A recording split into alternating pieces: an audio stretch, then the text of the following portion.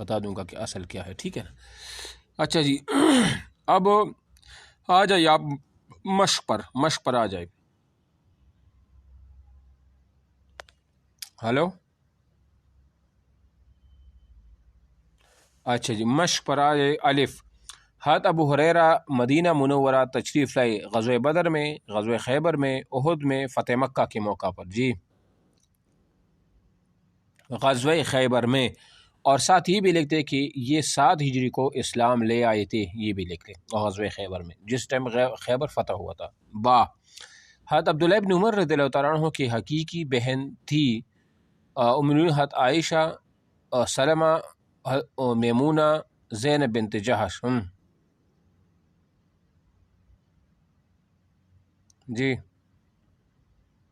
یہ انہوں نے آپشن ان سے غلطی ہو گئی ہے نا، تو یہاں پر وہ حفصہ ہے لیکن یہاں پر ہے نہیں، آپشن میں ان سے غلطی ہو گئی۔ آپ لکھ لیں اپنے پاس، اگر وہ ویسے سوال بھی آسان ہے لیکن اگر لکھنا ہے بے شک لکھ لیں، اور یہ غلط ہے ادھر، ٹھیک ہے نا۔ اچھا جیم، اس امت کے سب سے بڑے قاری ہیں عبداللہ ابن عمر، ابی ابن کعب، زید ابن ثابت، عبداللہ ابن عباس۔ جی، حضرت ابی ابن کعب، ٹھیک ہے نا۔ دال، حضرت زید ابن ثابت رضی اللہ تعالیٰ عنہ نے نبی علیہ الصلوۃ والسلام کے حکم سے زبان سیکھی، سریانی، لاطینی، ہندی، چین۔ سریانی ہے لیکن یہ ہے عبرانی زبان۔ کون سی زبان ہے؟ عبرانی زبان ہے، ٹھیک ہے، اس کو بھی آپ انڈر لائن کرو۔ جی، اس کے بعد ہے عبداللہ ابن عباس نبی علیہ الصلوۃ والسلام کے تھے چچا، ماموں، چچا زاد، خالو۔ جی، چچا زاد کب پیدا ہوئے؟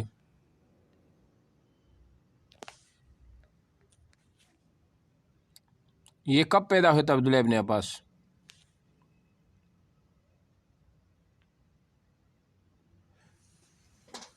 نہیں، 3 سال پہلے، ہجرت مدینہ سے 3 سال پہلے، یعنی شیخ ابی طالب کے دوران جب ان کا محاصرہ ہوا تھا، اس محاصرے کے دوران ان کی پیدائش وہ ہوئی تھی۔ 68 ہجری میں ان کی وفات وہ پھر وہ ہو گئی تھی، ٹھیک ہے۔ اچھا جی، اب یہ کالم جو ہے نا، یہ آپ ملائے، یہ آپ خود ملائیں گے۔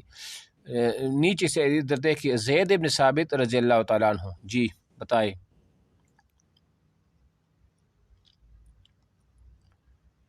جی، نہیں، ہاں 50 ہجری، 50 ہجری، ٹھیک ہے نا۔ اچھا، عبداللہ ابن عباس رضی اللہ عنہ، جی وہ ہو گیا، ٹھیک ہے۔ یہ دوسرا عبداللہ ابن عباس رضی اللہ تعالیٰ عنہ 68 ہجری، ٹھیک ہے۔ عبداللہ ابن عمر رضی اللہ تعالیٰ عنہ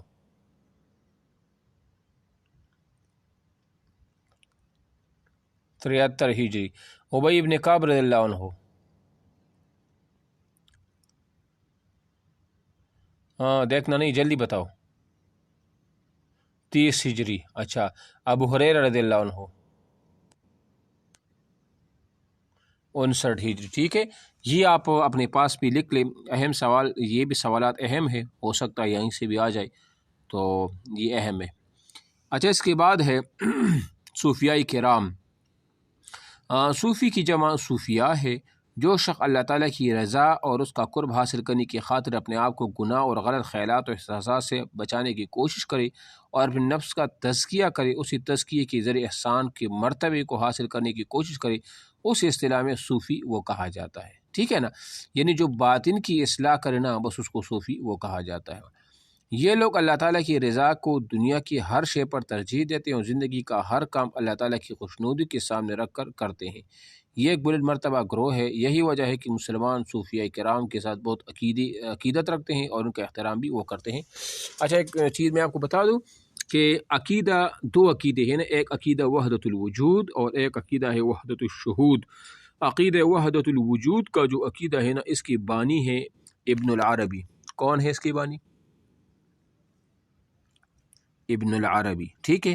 اور ایک ہے عقیدہ وحدت الشہود، اس بانی کی جو وہ ہے نا، اس عقیدے کی جو بانی ہے وہ ہے مجدد الفسانی، شیخ احمد سرہندی جس کا نام ہے مجدد الفسانی، ٹھیک ہے۔ تو یہ بھی اہم ہے، تو یہ آپ ذہن میں رکھ لیں اس چیز کو بھی۔ یہاں پر چند صوفیاء کرام کا تعارف وہ پیش کیا جاتا ہے۔ حضرت بہاؤالدین نقشبندی بخاری رحمۃ اللہ علیہ۔ حضرت بہاؤالدین نقشبندی رحمۃ اللہ علیہ کا نام محمد بن محمد تھا۔ یہ جو اصل نام ہے نا، اس کو ذہن میں رکھ، تھوڑا سا مشکل ہے یہ یاد کرنا، لیکن پھر بھی آپ لکھ لے، ہو سکتا ہے یہ آ بھی جائے۔ آپ کی ولادت 717 ہجری میں بخارا کے ایک گاؤں میں کشک ہندوان میں ہوئی، جس کا نام بعد میں بدل کر کشک عارفان وہ ہو گیا۔ حضرت بہاؤالدین نقشبندی رحمۃ اللہ علیہ تصوف کے مشہور سلسلہ نقشبندیہ کے بانی تھے۔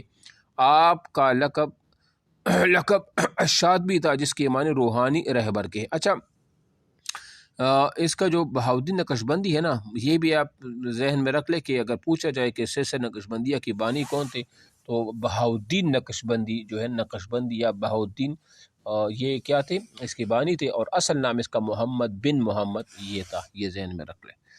حضرت بہاؤالدین نقشبندی بخاری رحمۃ اللہ علیہ 18 برس کی عمر میں حصول علم کے لیے محمد بابا السماسی کے پاس تشریف لائے۔ محمد بابا سماسی اپنے وقت کے بڑے بزرگ شمار ہوتے تھے۔ محمد السماسی کی وفات کے بعد آپ کے خلیفہ امیر کلال کی خدمت میں وہ رہے۔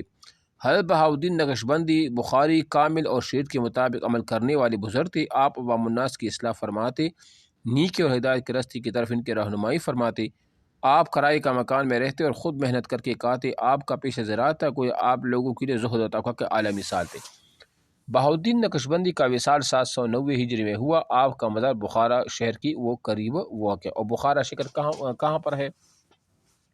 یہ ہے ازبکستان میں، غالباً اس وسطی ایشیا ممالک میں ہے۔